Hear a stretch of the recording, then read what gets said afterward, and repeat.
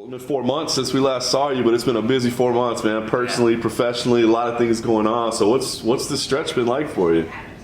I mean, it's been kind of a whirlwind, these last 4 months. But luckily, I stayed in the gym the whole time. Just kind of had fun with it, helping out my teammates and my students that are, pretty much like my training partners.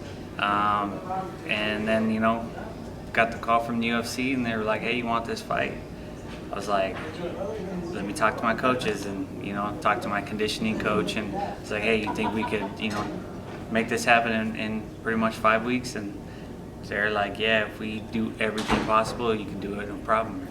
So I put in that work. So like I say, it's been a whirlwind because it's no days off. I grinded for 5 weeks. It's crazy. It's funny because you almost didn't even get to this point, right? I mean, you were negotiating your contract. That was public knowledge.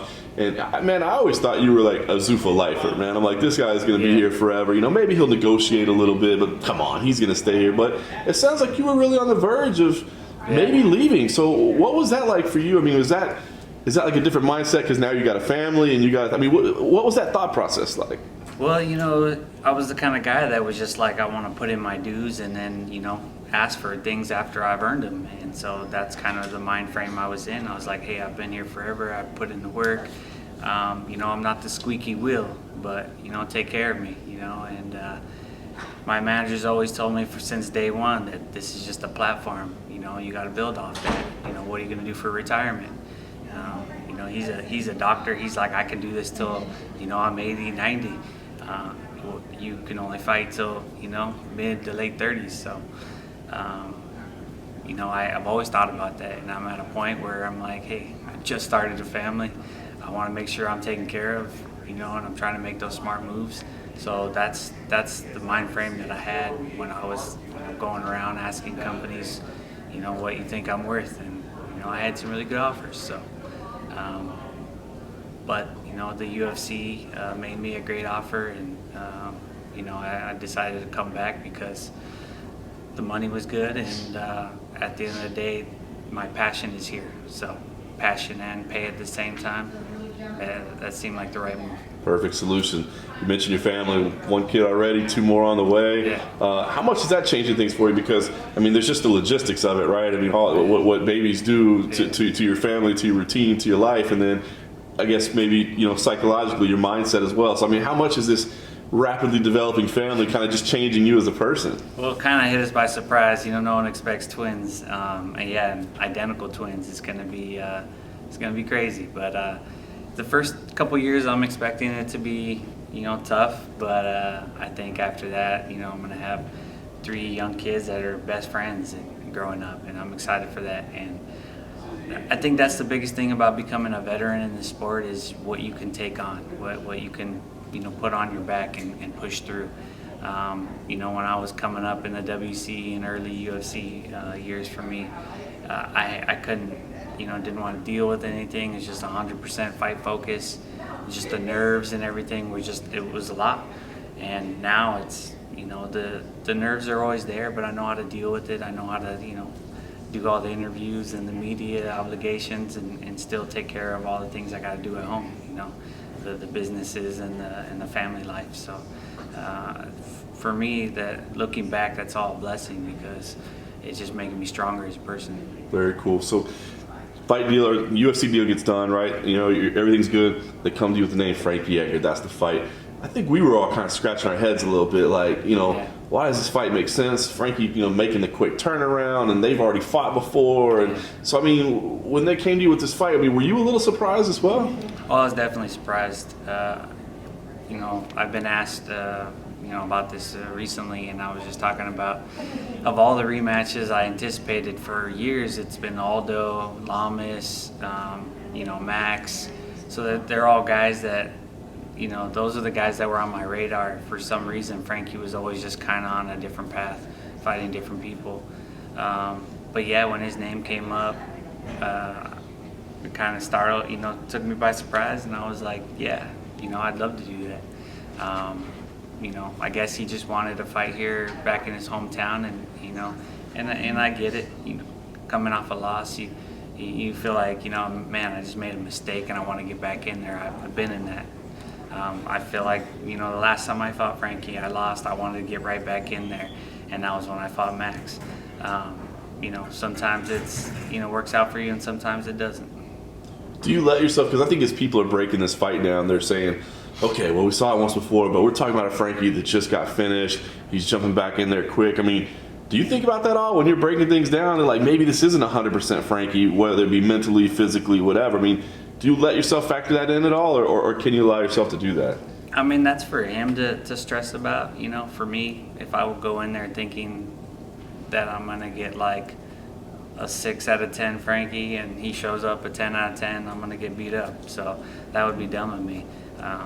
I can only, in my mind, think that it was a fluke, or that, that it was just one of those fights, he got lucky, and that the best Frankie Edgar is going to show up.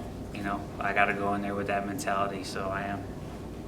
3 straight fight of the nights for you. I wonder, now you got this family, right? You're talking long term. You're thinking about future. Does your fighting style change at all? Does your goal change at all? I mean, are you thinking about preserving yourself a little bit more, or do you still, as a fighter, do you have to separate yourself from that when you get in there? When I go in there, I just fight my fight. And it's hard to be anything different. I think that all my decisions when it comes to my family and things like that come in my off time, and when I'm not caught up in the moment of the fight and all that stuff. So, that's when I have the clearest head is between fights, and the emotions aren't in it. So when I'm in there, I always I've told some of my students this. I literally look in the mirror, and look at myself and make sure I'm in the zone, and tell myself, hey, suck it up. It's time to do the big boy things.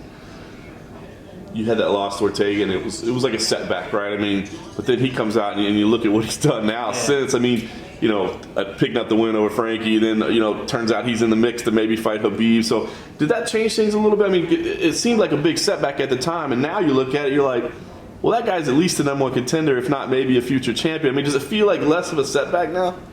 I do. I think more in like fans' eyes. I felt like I was dominating that fight. I felt like I made a mistake, a stupid mistake, and it comes with my risky style.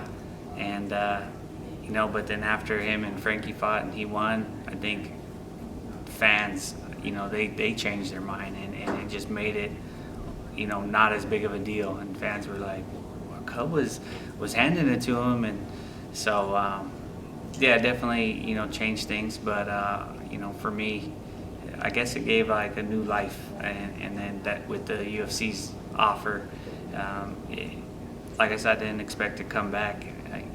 I really didn't, and here I am. So I'm excited. To say this, the goals now, like you said, you were so close to being away, and now you're here.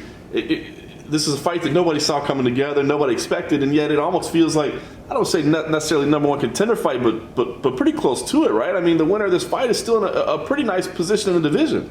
I definitely think that the winner of this is in a good position, but just in saying all that, the way I'm gonna go from here on out is I owe the fans great fights. That's what I want to do, and that's all I'm focused on. So one fight at a time, great fights. Really not focused on the belt, title shot. I honestly don't even care. Just the best guys. Any up and comer. I've been getting called out by all kinds of guys. They always think I'm the guy to call out, and there's tons of rematches I want. Those are all the fights I want to do. You never know how long I'm gonna do this, so I just focus on one fight at a time. The belt, if it comes, any of that comes, whatever. I'll take it, but I'm not gonna be asking for it. All right, so this will be a big fight. Obviously, this counts as one of those. Give me an idea how you see this thing playing out. 3 rounds, does that change anything? Are you expecting a back and forth war, or do you think you can go dominate? What are you expecting in this fight? My plan is to dominate. I know what he does. I understand his game. I've had 30,000 hours since we fought. So I've had plenty of time to figure out his game, and I feel like with all the guys around me, Juan Archuleta, TJ Dillashaw, both good wrestlers, help me kind of understand what he's doing in there. I think the first time when I fought him, I didn't really understand his game. even the way he strikes, the setup, his wrestling, and all that. So I feel like I understand him, and I know how to pick him apart. And I feel like it's a huge chance for me to dominate and just show my progression.